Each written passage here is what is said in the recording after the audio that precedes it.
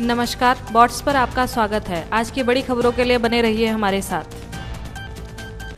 बंगाल में परिवर्तन के बाद तनाव, टीएमसी का आरोप। बीजेपी समर्थकों ने बुलडोजर से तोड़ा पार्टी दफ्तर। चुनाव नतीजों के बाद बंगाल में तनाव थमने का नाम नहीं ले रहा। टीएमसी ने सोशल मीडिया पर एक वीडियो शेयर करते हुए आरोप लगाया कि बीजेपी समर्थकों ने कोलकाता के न्यू मार्केट इलाके में बुलडोजर से दुकानें और टीएमसी का पार्टी ऑफिस तोड़ा। टीएमसी ने कहा, बीजेपी का परिवर्तन बुलडोजर के साथ आया। टीएमसी नेता महुआ मोइत्रा ने भी इस वीडियो को शेयर करते हुए इसे गुंडागर्दी करार दिया। बीजेपी की बंगाल जीत पर बोले पूर्व राज्यपाल तथागत राय, ममता बच्चों जैसा व्यवहार कर रही हैं, संविधान नहीं तोड़ सकती। पूर्व त्रिपुरा राज्यपाल तथागत राय ने बीजेपी की बंगाल जीत को ऐतिहासिक बताया और कहा कि यह 1951 में स्थापित भारतीय जनसंघ से शुरू हुए बीजेपी के लंबे संघर्ष का परिणाम है। उन्होंने कहा कि 2014 में मोदी के पीएम बनने के बाद बीजेपी की ग्राफ बंगाल में तेजी से बढ़ी और 2026 की जीत उसी मेहनत का फल है। ममता के हार नहीं मानी वाले बयान पर राय ने कहा, ममता बनर्जी बच्चों जैसा व्यवहार कर रही हैं। वह अकेले संवैधानिक ढांचे को नहीं तोड़ सकती। 8 तारीख को विधानसभा का कार्यकाल खत्म होगा और नई सरकार बनेगी। उन्होंने चुनाव आयोग की तारीफ करते हुए कहा कि इस बार हिंसा रोकने में सफलता मिली। ट्रंप ने प्रोजेक्ट फ्रीडम रोका। ट्रंप ने हॉर्मुज में जहाजों के एस्कॉर्टिंग के लिए शुरू किए गए प्रोजेक्ट फ्रीडम को अस्थायी रूप से रोक दिया। इससे ब्रेंट क्रूड $110 से गिरकर 107.89 प्रति बैरल पर आ गया और WTI भी $100 प्रति बैरल के करीब पहुंच गया।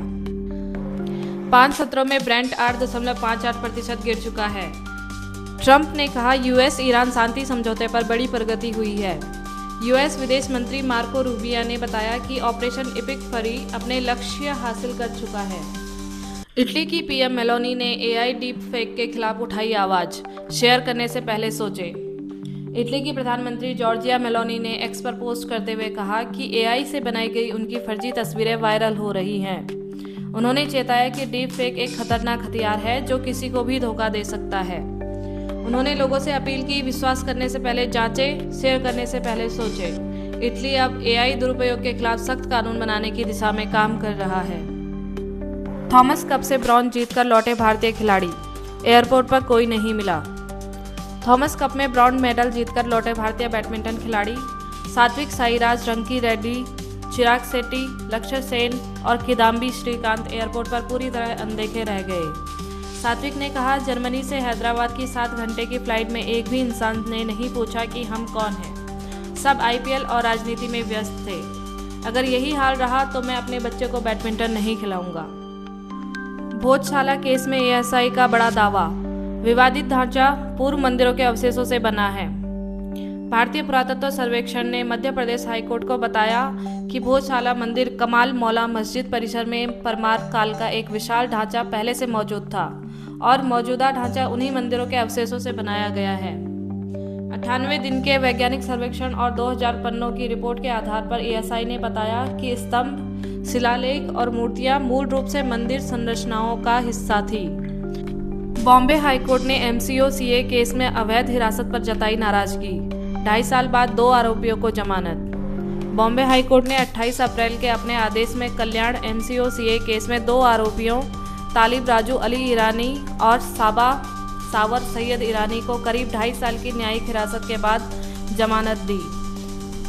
कोर्ट ने साबा की गिरफ्तारी को अवैध बताया क्योंकि उन्हें 48 घंटे से ज़्यादा समय बाद मजिस्ट्रेट के सामने पेश किया गया और सूर्यास्त के बाद बिना प्रक्रिया के महिला को गिरफ्तार किया गया। तालिब के मामले में कोर्ट ने पाया कि उन पर पुलिसकर्मी पर हमले का कोई सीधा आरोप नहीं था। यह मामला 9 नवंबर 2023 की रात कल्याण के अम्बीवली में ईरानी बस्ती पर पुलिस छापेमारी से शुरू हुआ था। सूचना मिली थी कि दिवाली के बाद एक समूह डकैती की योजना बना रहा है। जब पुलिस ने आरोपियों को हिरासत में लेने की कोशिश की तो भीड़ ने लाठी पत्थरों से हमला किया और कई पुलिसकर्मी घायल हुए। हाई कोर्ट ने जमानत देते हुए प्रक्रियागत खामियों पर कड़ी टिप्पणी की। महिला को 48 घंटे बाद मजिस्ट्रेट के सामने पेश किया गया जो पूरी तरह अवैध था। केईसी इंटरनेशनल को 1002 करोड़ के नए ऑर्डर मिले, शेयरों में तेजी। केईसी इंटरनेशनल ने 1002 करोड़ के नए ऑर्डर हासिल किए।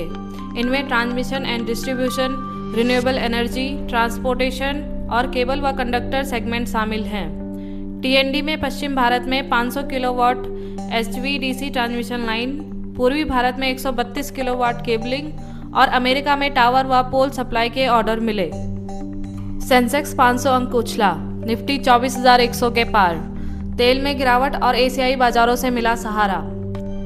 6 मई को भारतीय शेयर बाजार मजबूत शुरुआत के साथ खुले। निफ्टी 50 ने 24,171 अंक पर कारोबार शुरू किया, जबकि बीएसई सेंसेक्स 77,424.36 पर खुलने के बाद शुरुआती घंटों में 500 से अधिक अंक उछल गया। कांग्रेस नेता का पीए बनकर महिला से 25 लाख की ठगी, देहरादून में अंतर्राज्यीय गिरोह का पर्दाफाश। देहरादून पुलिस ने ऑपरेशन प्रहार के तहत एक बड़े अंतर्राज्यीय ठग गिरोह का भांडाफोड़ करते हुए गौरव कुमार उर्फ कनिष्क सिंह को गिरफ्तार किया।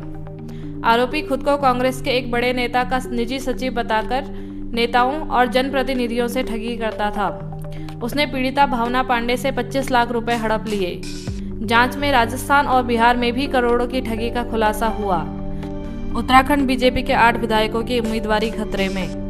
उत्तराखंड में 2026 विधानसभा चुनाव की तैयारियों के बीच भाजपा के 8 मौजूदा विधायकों की मुश्किलें बढ़ सकती हैं।